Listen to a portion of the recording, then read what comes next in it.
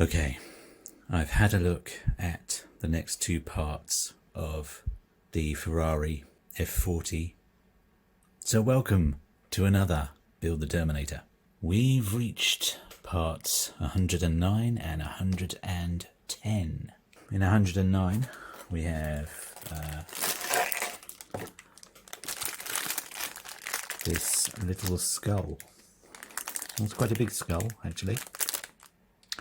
And a little detail for the first part of the base, and also somewhere in there is another LED light that will be going in the second part of the base. Do you know what, before I begin, I think even though I have all the binders I need to keep these magazines in, I haven't read a single one because they're so boring. I apologise, and no disrespect to the people that have sat and written these, but to me they're boring because they're not related at all to the Terminator and what we're actually building and focused on.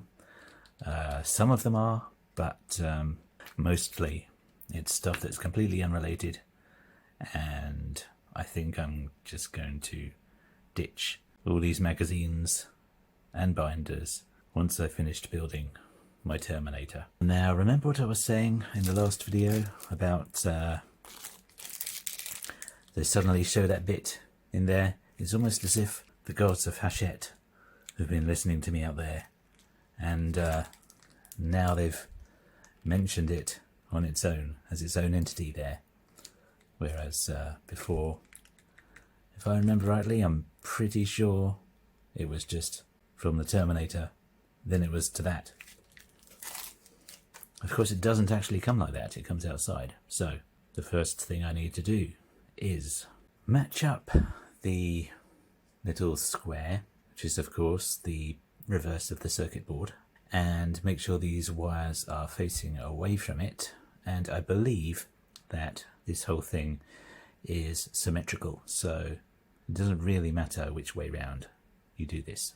Then you take this bit, which you know what I think that looks like, and you feed this piece through the middle, that little semicircle bit. Now in the pictures it shows this clearly. It shows the semicircle hole at the bottom there. So I'm going to do it exactly as per the picture. There's the gap at the bottom there from the square, which is that gap there. So I'm not going to deviate or make it up as I go along. I'm going to stick to what it says in the picture, because yeah, that does make a lot of sense, because it seems to be feeding through there quite nicely. So now I need to screw that in with 3 of these little screws. The second the number 3 flew out of my mouth, I should have said 4. There you go. All 4 are in there. And next I need to take this clear piece, which is the lens for the LED, and plonk it in the top here, and it should go click. Oh my god, it actually went click. There's progress. And once again it tells you to put it in with the flat side facing outwards, which again is perfect, because it tells you every single stage, no matter how many of the exact same pieces you're making. It tells you how to do each one again separately. The sign of brilliant instructions. Okay, then you need to take this piece and you need to feed the wire through the end, taking it down to the base of the light, and then you put your little nut in there and you screw that into place with one of these very long, if you can even see that, one of those very long screws. I've got a little top tip for doing this bit. Do a little test fit first without the nut on, and make sure that you're seeing the end of that really long screw coming through that hole, because what I was doing was holding that nut in place before this screw was in, and I was screwing this into the side of the plastic casing, which is obviously not a good idea, but It only dented it slightly, so there's not going to be a problem there. Time to bring on back the base, and we are putting this piece into there. See that little slot there? Well, that slot on the piece is going in there. So I need to wax some super glue on the sides of that. And when I say wax some super glue on, I do mean put an extremely large dose on. So I really don't think it matters just how much there is on there. And I might even put some on the end of there, because when are you going to see it again? I don't get it. I do like the rust effect they've sprayed on there. That looks really cool, actually. I must admit, they've got that about right. There we go. There's 109 all done. This bit's drying now. I did slap a little bit on the end of there. I mean, what the hell is it going to matter? There's no bit, there's no hole underneath, so it can't leak through. And we've made the light as well. I don't like building these, but I do like when they're finished, because it just works. It's a really nice design for the light. So there's 109.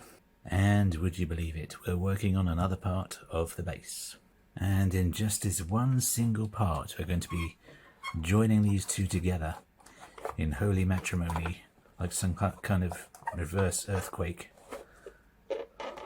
Like so. Look at that. It works quite well, I think. You can't see the join, as Eric Morecambe used to say. Okay, I'm just going to have to wing it here, because I don't really have the setup to make sure that these are level. Just going to try and be as careful as I can not to break any of the rocks and things that I've put on the top. Need to take this metal bracket and then screw that into place there with 4 of these. Now it's time for some pipe work that is pleasurable. I've got to take this part, which has a certain shape there, and fit it into that bit there, which has the same slot. It will only ever go in one way, which is always handy. Same with this piece, you can see the shape there, and that goes into this side, so it sticks out there. So it looks like it got a long pipe going through a little mound of earth there. So of course you need to glue, or I need to glue, you can just watch me glue, around the edges there and the edges of that peg there. And it's really not going to matter how much glue I slap onto these. So let me get these in place. Okay, they're in there nicely, and next I need to feed the wire of the second spotlight down through that hole there, and then clip this one into place. I love it. Look at that. Up and down and around a little bit. My apologies, I missed a little piece called the skull. I don't think they want us to apply any glue. I can sense it. Do not apply any glue, capital letters. I like your style, Hachette. That's just resting there, as you can see. Okay, finally, you can just about see there's a little notch there that's quite deep, and they reckon that if you coil this spring round, it will somehow grab hold and secure itself into place. I'm not convinced that's actually going to happen, but I'm going to have a go. It says apply a little super glue if needed, and I think I probably will, but we'll see. We'll see who's right about this. Okay, it's in there. I did use some super glue because it was obviously just going to ping out again. Even if it stayed there, it was still just, all it would take was a brush against it and it would ping off again. So I have super glued that. The tension is unbearable. It's almost like it's a coiled spring. I know, my jokes are bad. But anyway, that's on there now. Hopefully it stays there. I can't help thinking that one day it's all going to get too much and it's just going to go ping off of my little Terminator base. But that won't be the end of the world. I can always just glue it back again. So that was 109 and 110. And of course that means we only have 10 more parts to go. Can you believe it? because I can't. That being said, I hope you've enjoyed watching. Thank you very much for watching, and thank you for your support, and I will see you next time.